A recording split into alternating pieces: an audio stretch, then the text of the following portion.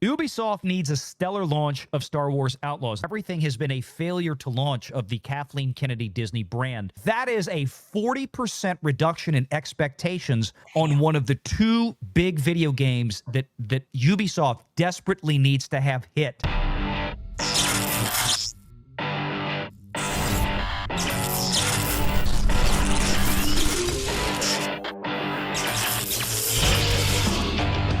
Renegade Online.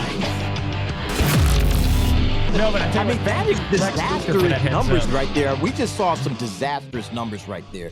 That is bad because now you're talking about word of mouth. Nobody's rocking with this game. All the negative publicity that has come out about this thing, the ugly woman character that they got in this thing, the fact that several gamers have now completely dipped out because this is bad. This is beyond bad. And like you said, Valiant, earlier, it sets up Assassin's Creed Shadows. How's that going to do? What is Ubisoft going to do between now and Assassin's Creed Shadows? I'm curious. Now I'm going to be keeping my eye on that.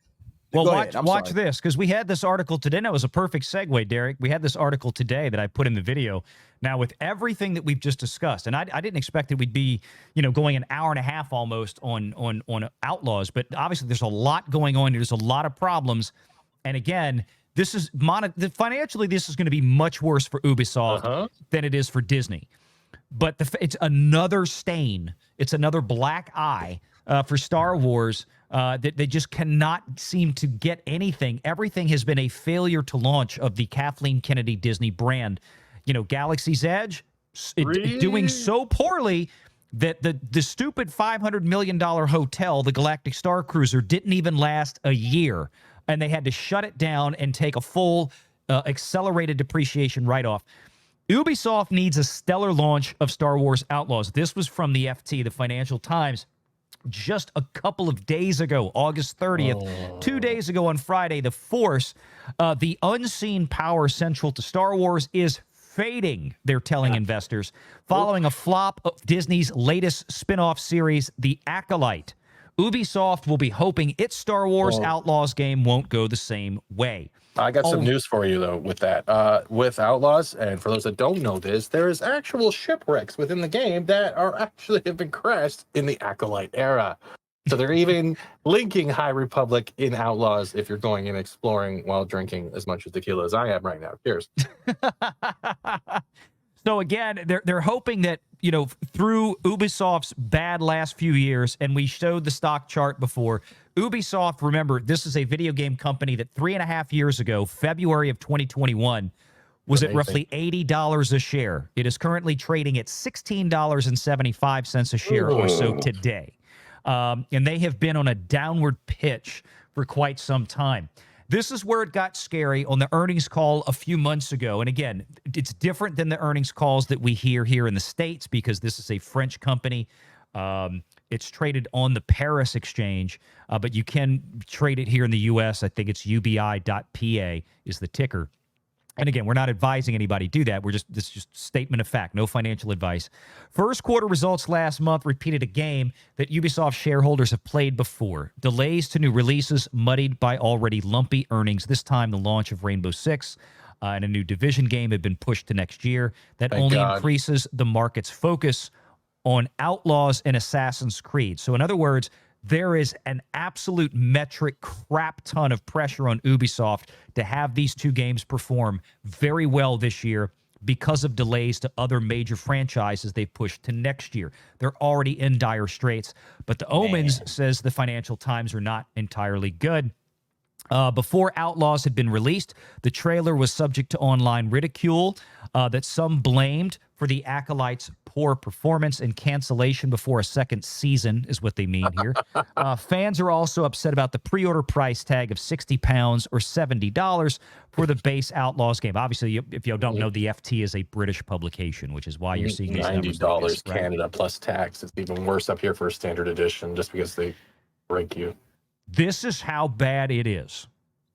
Analysts have slashed the number of copies of Outlaws they expect the company to sell. This is from Nick Dempsey at Barclays Bank. It's a major European bank. They have slashed the forecast as of a few weeks ago from 8 million copies sold in the fiscal quarter right now to 5 million copies. That is a 40% reduction in expectations on one of the two big video games that Ubisoft desperately needs to have hit.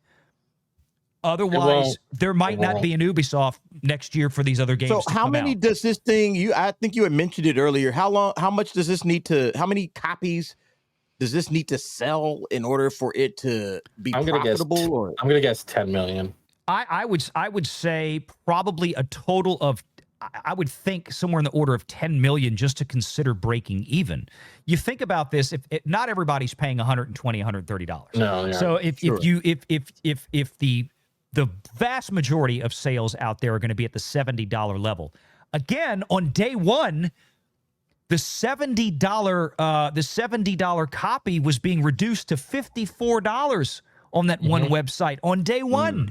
Yeah. So if we assume that the average copy over the life of this game will sell at $70 retail, we're probably being a little generous. It's probably even less though, Valiant, because a lot of people like me, if you're in the cheap gamers and still want to get the 3-day early access, as Derek was saying, as the early content creator, you're going to go for the Premium Plus. Premium Plus, you drop your $20, you get the full Ultimate Edition with all the DLCs, all that shit included, and you're streaming day one. So I'm guessing that they're probably make more money off the UB Premium, and people canceled after 1 month than they actually did for buying the premium copies, because they were looking at digital copies. I don't know if the hard copy sales are good. Yeah, they may very well do. But let's just assume there's no statues, no nothing. Was there any like hard copy collector's edition announced with this? There's another failure right there. Well, remember we had, and I'll get to this in a minute to back this up, because y'all probably saw this clip today, but I'll just mention it here. But if they sold 10 million copies of this game at retail, and let's say that they went for $70 a piece, right? Yeah. So you're looking somewhere around $700 million at gross retail. That does not come back to Ubisoft. Nope. So your retailers keep a chunk of that. Your platforms get their licensing fees. For example, PC is going to take a fee for what's sold for the PC platform. You have fees that you owe to Sony and Xbox and all that kind of stuff. Because again, like we tell folks, when you buy a console, when you buy an Xbox or you buy a PlayStation, Sony didn't make any money on those PlayStations. That used to be like with the PS, all the way up to and including at least the PS4. And I think it's not on Steam yet either. Yet they would lose money for every console that Sony sold. They were literally losing money, because that's not where they make the money. They make the money on the software. They make the money on the subscriptions and the games. Pay licensing fees to get onto the platform, including something like Star Wars Outlaws. So let's say that somehow they sell 10 million copies of this game. Again, the forecast was slashed from 8 to 5.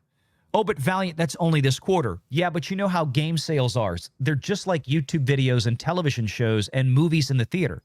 After the first week or two, it just, everybody who wants it has gotten it, and the later adopters fall off very rapidly. So you've got to hit that very, very quickly, right? We knew in the first, like, 2 weeks, what was it? They had sold 10 million copies or whatever of Hogwarts Legacy. It was ridiculous. I mean, it was just, it was crazy. And they finished up at like 20 plus. So even if they sold 1 million copies, 2 million copies in the first couple of weeks, that means the game might top out at 4. Okay? But let's say half of that money, let's say 300 to 400 million of that 700 million retail actually gets back to Ubisoft to cover the bills. They might have just broken even.